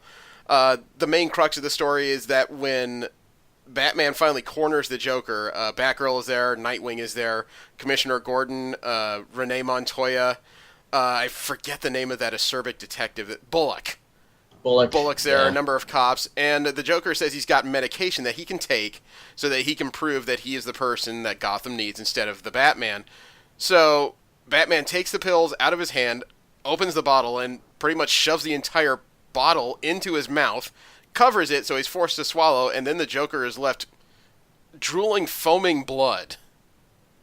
And this is where it takes a more of a contemporary feel, because you have almost the instant revelation and justice of cell phone video on full display here. Batman's brutal tactics are immediately filmed and posted online. Yeah, goodness knows, if cell phones were around in the 1940s, superhero comics would not exist. Nobody could keep a secret. This is quite true. But it already creates the questions in the first issue as to whether or not Batman has gone too far, or whether or not he was ever actually what the city needs. And the further the first issue goes, the first issue can be a little bit of a grind once you get past the Joker being drugged, because it's a lot of, not exposition, but world and scene building, and a lot of dialogue. Yeah, it's I hate to say this, but this book is really going to be kind of hard to review.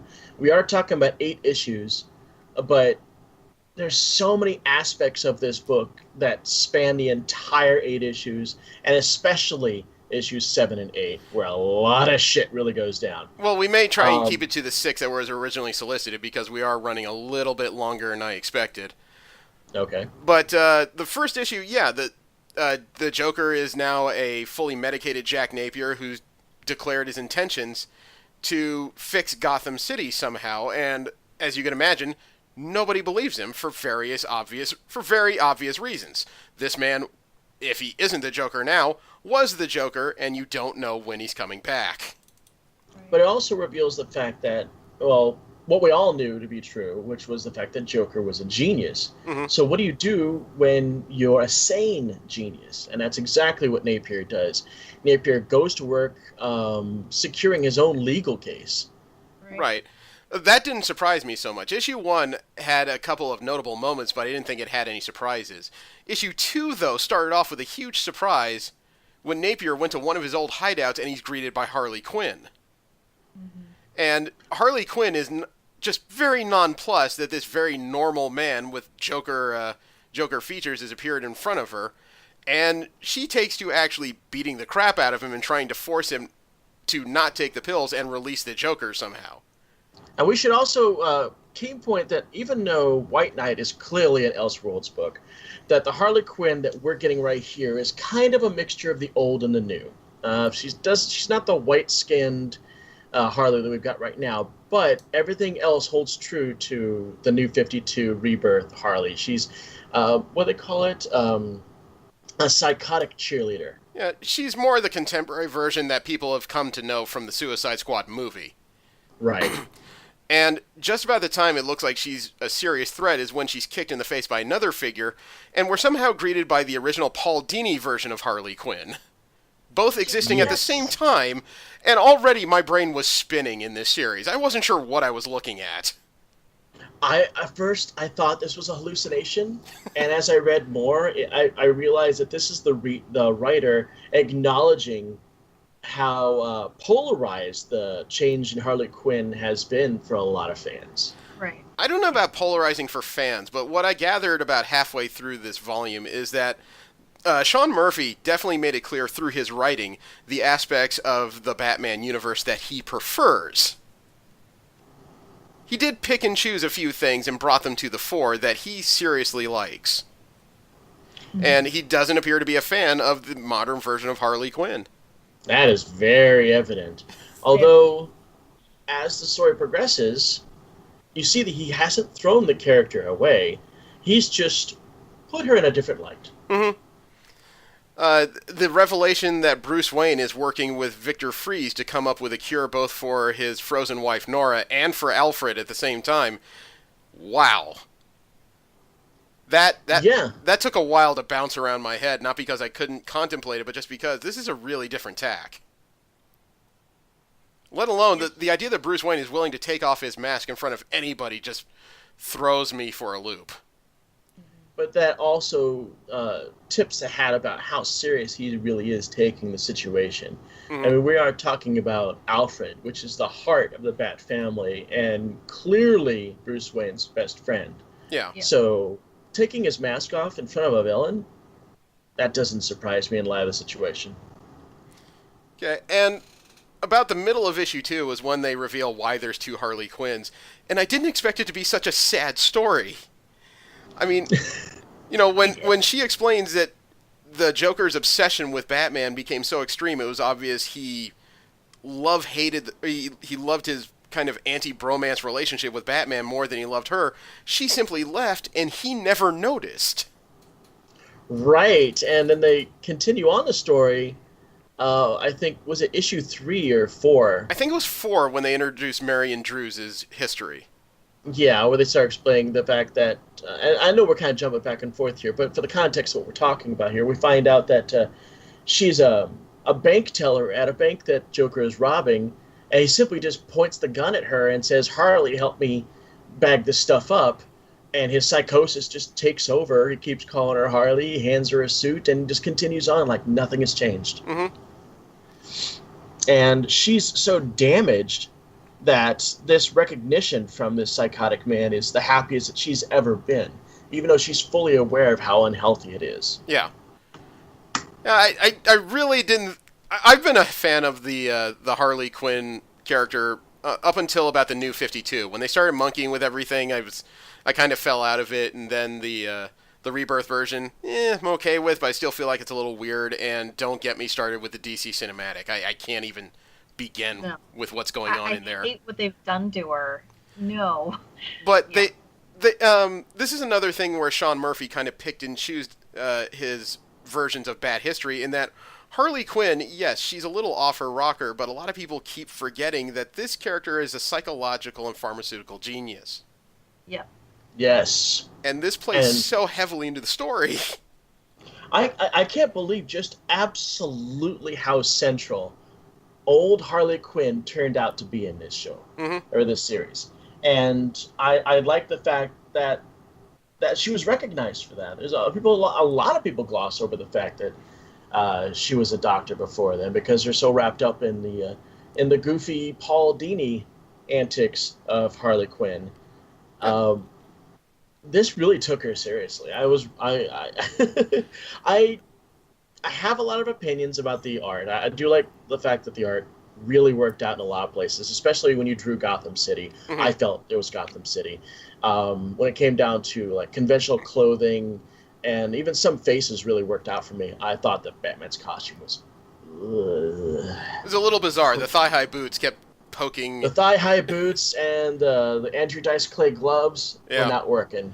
They were not working at all. His version of the original Harley Quinn modernized, though, with the red pants, the dark jacket, the giant round red sunglasses, and the short blonde bob, which the character has really never rocked in any particular version.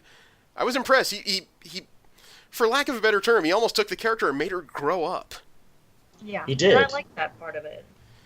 You know, that's what he did for all these characters. He modernized them without completely losing them. It was really impressive where he went with all this.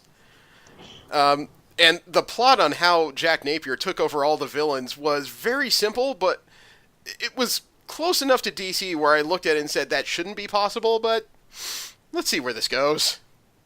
Yeah, it was brutal as hell. Having them all snort Clayface. Not snort, drink it. He put Clayface dust in the tequila after he jabbed Clayface with a bunch of the Mad Hatter's cards and used his mind control hat device. Yeah, you're right. So I have the imagery of them powderizing him. So I kind of like the idea of Jack Napier putting out lines of brown stuff and saying, "Here, snort this." You know. And then seeing poor Clayface, what remains of him and his humanity is a spinal column, a brain, and a couple of eyeballs. He's like and RoboCop the tongue, 2. though. The freaking tongue. The tongue was so ridiculous. I wasn't sure whether to laugh or cry at that image. Oh my god. There's a lot of things about this series as we go into quickly turn into issues 3 and 4. Oh, one of my favorite things had to be at the very beginning of issue 3 when the newer Harley Quinn, we still hadn't learned who she was yet, had decided that she wanted the Joker back, but until she gets him, she's going to stand in and completely changes her look. That's actually my very favorite part of this whole book is the transformation of new Harley Quinn into Neo Joker. Yeah. I bet you, just like Batgirl before her, we're going to see a lot of Neo Joker cosplay here in the next year. I kind of hope so. It was a very striking design that both homaged the original character she wanted to ape, but had a very unique take on it, as well as, you know, again, we still don't know who this character is, and I was convinced as soon as she put this on, she's going to get beat up and killed before the end of this issue. But she maintained throughout the book, and she showed that she has her own very dangerous mind in her. She's a lot more serious than I expected, and I think it has a lot to do with the fact that the makeup that she's wearing has her very broad-mouthed. The gesture is narrow and slightly downturned. That you get the impression that this woman means business. Oh, well, if it wasn't for the purple corset, I'd almost swear she was a Neo Crow. Yeah. Joanna, I'm really curious to know what you thought of this character. I actually thought it was a good kind of counterpoint for the Joker trying to do something good, and then she's like, "No, you're not the real Joker. You don't want to do it, I'll do it." So she was kind of reviving the spirit of the Joker, Mm-hmm. kind of reshaping it. It was pretty interesting.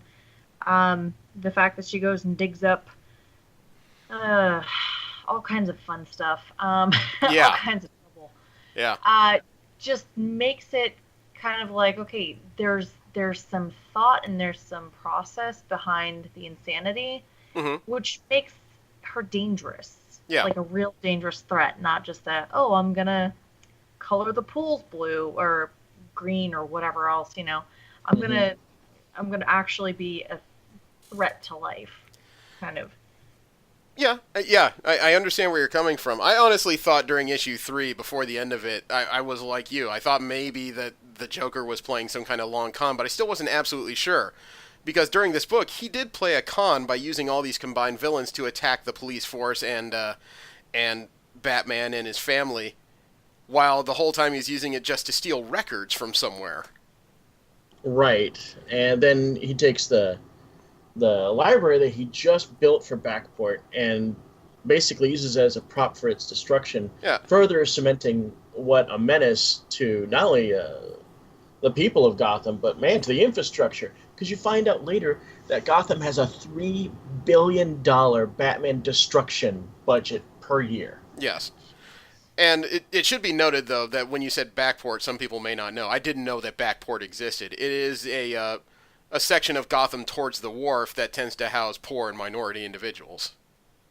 Right. As a matter of fact, one of the talking heads in the news show that's inside this, well, no, it wasn't one of the talking heads. It was one of the rich assholes at Wayne's party that calls it Blackport, and Wayne quickly corrects him. Hmm. You With know, his fist. and the assault was so bad, Batman was left battered and bloodied, and he needed his Batmobile to go on autopilot to get him back to the cave, and he collapsed in front of Alfred, who's still bedridden, who had somehow managed to get the freeze tech cables that were keeping him alive and get them transferred to Wayne, effectively ending his own life.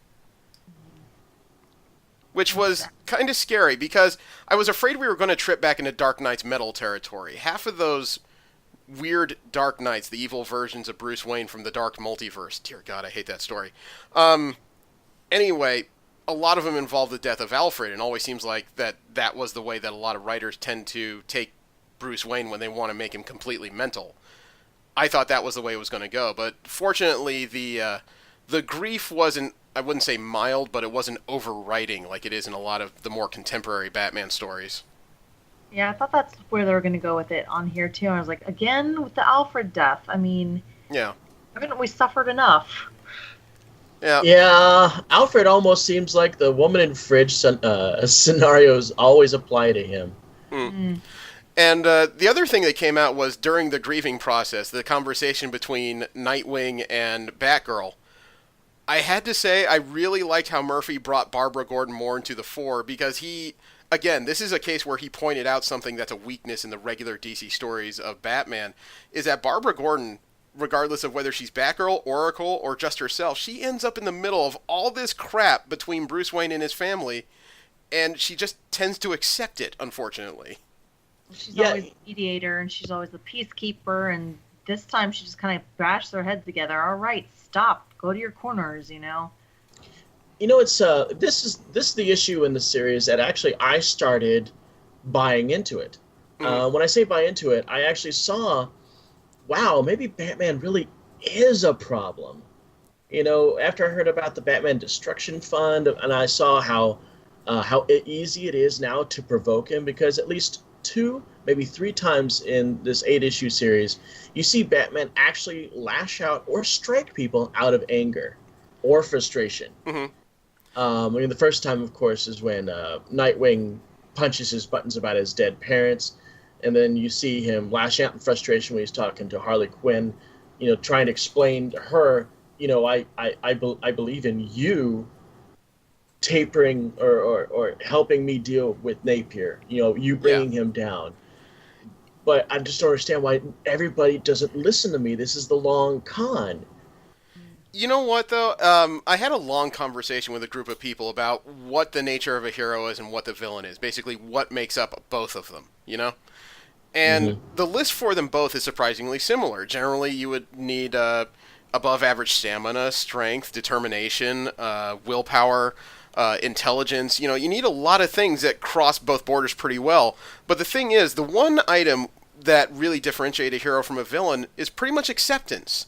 If you can get the populace to accept what you're doing, you're a hero.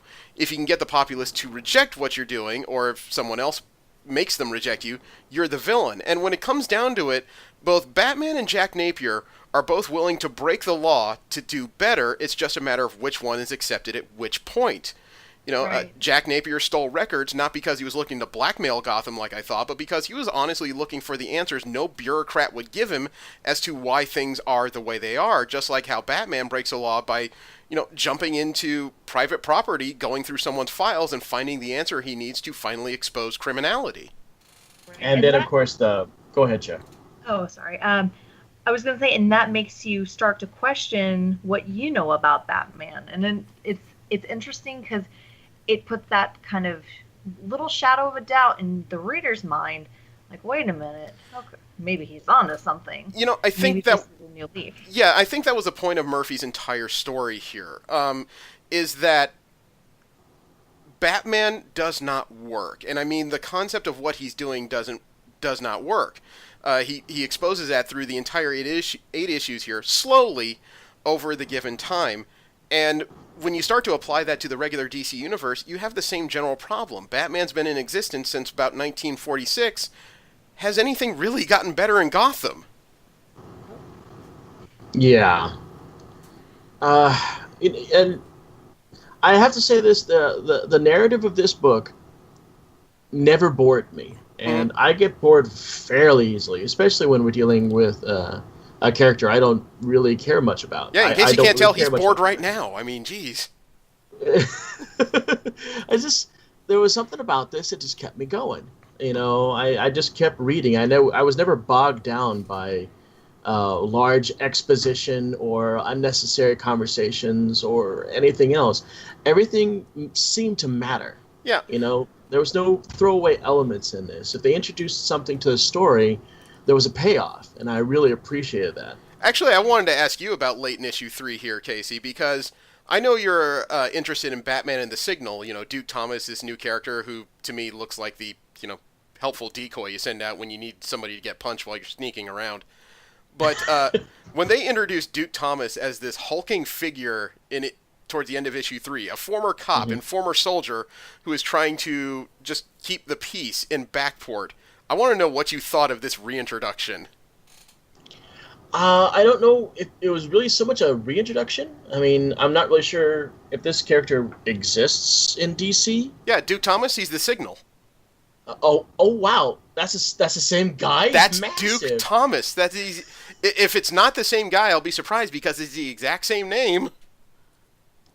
You know what? With the production schedule on the Signal has not been consistent. Mhm. The first issue came out, and then the second issue was solicited 4 months later. I mean, so far it's been 6-7 months, and I've only read 2 issues of the Signal. And Okay. since I'm really horrible with names, Mhm. I totally forgot that it was Duke Thomas. But yeah, the Signal I'm aware of has the body shape of Tim Drake. Yeah. Easily. He's live. Yeah. This guy is Luke Cage.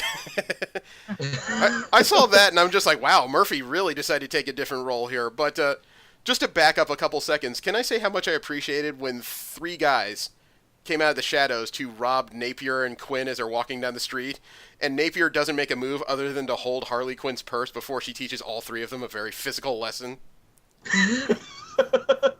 Well, Harley was always the fighter of them two, and now that Napier actually doesn't want to get hurt, because Joker didn't care. You know, Joker was a masochist and a sadist. If he got punched in the face, it was all part of the fun. But Napier doesn't want to get jacked in the face. He even says that, you know, teach me how to fight, Harley, but God, don't hit me in the face. Yeah, well, that's because another thing that made you think he was conning the world was that he was running for councilman in Backport.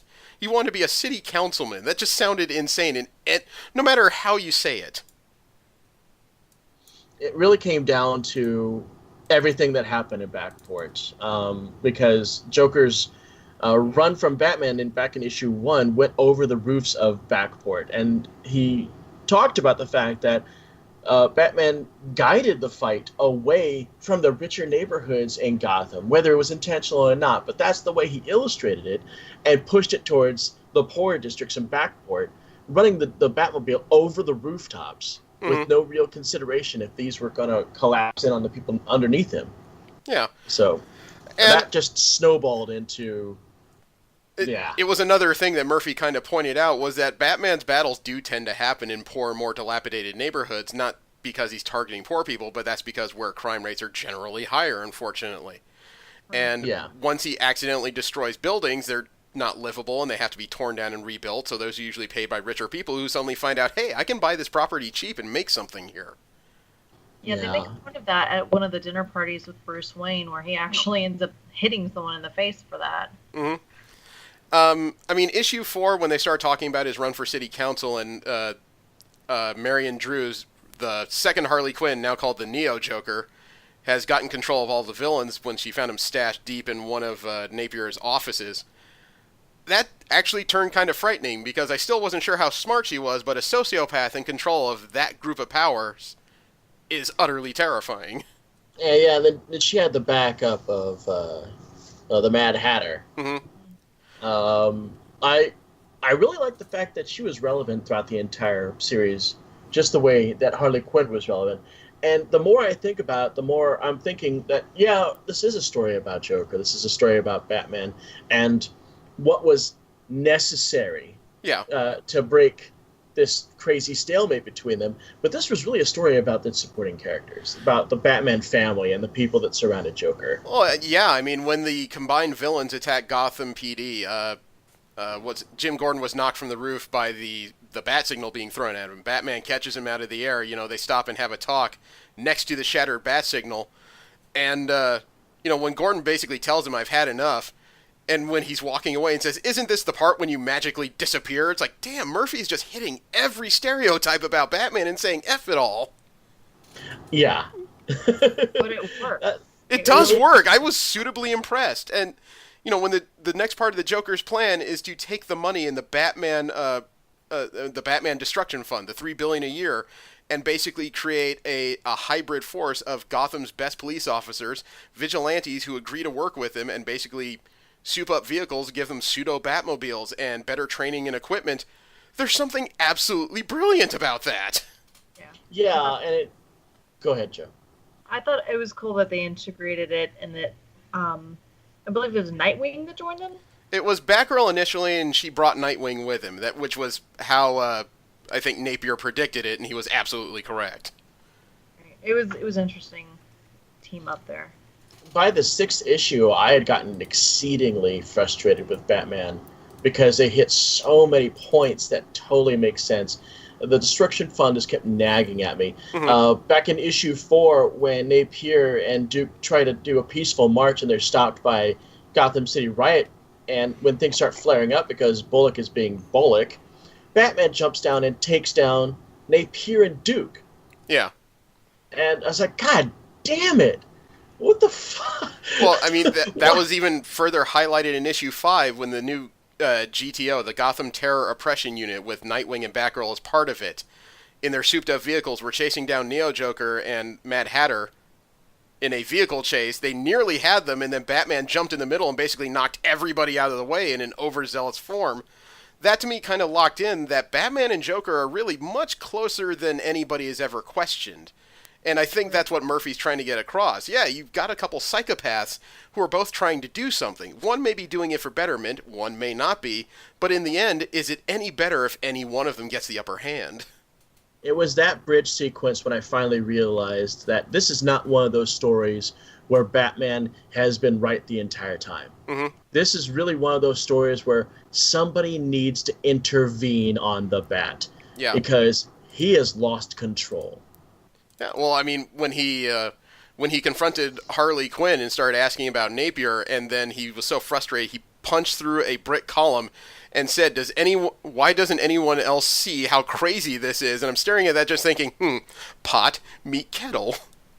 Right, exactly. He calls Joker unstable, but then he's punching this column in front of her. Okay, that's not stable either. Yeah. And I mean, issue 6 basically has to do with Gotham turning on the Batman and the police doing their best to arrest him with Napier's help, which is utterly successful. And it was scary up until I realized at this point, this is what Murphy's leading to. I mean, he wrote such a weaving tale that made everybody in it somehow empathetic. Even Marion is the Neo Joker. I felt sorry for her, not because she was doing the right thing, but because she was a lost woman who needed help. Yep. And then the big rub towards the end, at the end of issue 6, when you realize that the medication that Napier's been taking throughout this series is starting to lose its effectiveness, and the Joker is returning. It was an interesting twist. I was wondering if they were going to actually fully bring him back, or make it so that, Harley Quinzel swoops in with her expertise and helps him, saves the day, maybe. It was, either way, it could have worked. Yeah, and we've been recording for about 2 hours. I would love to talk about the finish of this story, but, I don't want to bore you guys by talking too long. I want to say, though, that when when we each talked about being interested in this series and then deciding to pick it up to read it, I was skeptical. I have not been a Batman fan by any stretch. But by the time I was done with this is the Batman story I think I've been looking for my entire life but had no idea how to articulate. Well, I mean, I know that we are kind of running a little long. So I guess I'll skip right to the end and give my afterthoughts on the entire thing and say that I was particularly thrilled that when it really came down to everything was Harley Quinn's plan. Mm-hmm. And every single aspect of this was almost in her complete control, which means that Batman's trust in her was well placed, even if it meant that she was going to interfere on his behalf or for him as well. And, well, she risked it all just like any other character. You risk burning down the entire house trying to save it. That's something they all shared. It just turns out she was as adept at it as anybody else. Yeah. Joanna, what'd you think of it all? I liked it. It was actually one of the few story arcs that centered around the Joker that didn't leave me bored or, it's not his usual tricks. It was something completely new. The use of everybody, all the usual support characters had real roles, real reasons for being there, not just, hey, I'm in the background because I'm part of the Bat family, Mm-hmm. They all had an integral part, and I like seeing that in stories, any story. It was not what I expected it to be, but it pleasantly surprised me. I like this a new story. I like that it's not a hyper-violent story, and it's one of those things where what's going on in it is not going to be readily apparent by the end of the first issue. You really got to get 2 or 3 issues in, but once you do, this is definitely the best Batman story I've ever read, and the only thing that makes me sad is that it's not part of DC's regular canon. Right. And that's probably what makes it great, is because it was capable of taking all the risks that a canon book really just could not do. Yeah. I have to agree. This was probably one of the most engaging Batman stories I've ever read. Now, that's a low bar, considering I have not read that many Batman stories. I partially read Hush, and that was like well over a decade and a half ago. Mm-hmm. But this book really engaged me, and I think it's because I really love Batman's B-level characters, and they were showcased heavily in this. Okay. Final number score? You know what? I'm going to give this an 8.5, and I'll say why. I think that the drawing was really on par when it came to mechanicals and people's clothings, and the storyline definitely engaged me. I couldn't tell what Barbara and Dick were wearing until issue 6. Okay. So he can't draw superhero costumes very well. I thought they were really poor. But when it came to female characters, he did a lot better. Like Barbara's Batgirl costume, when it was visible, was really cool. I really liked the way that Neo Joker looked.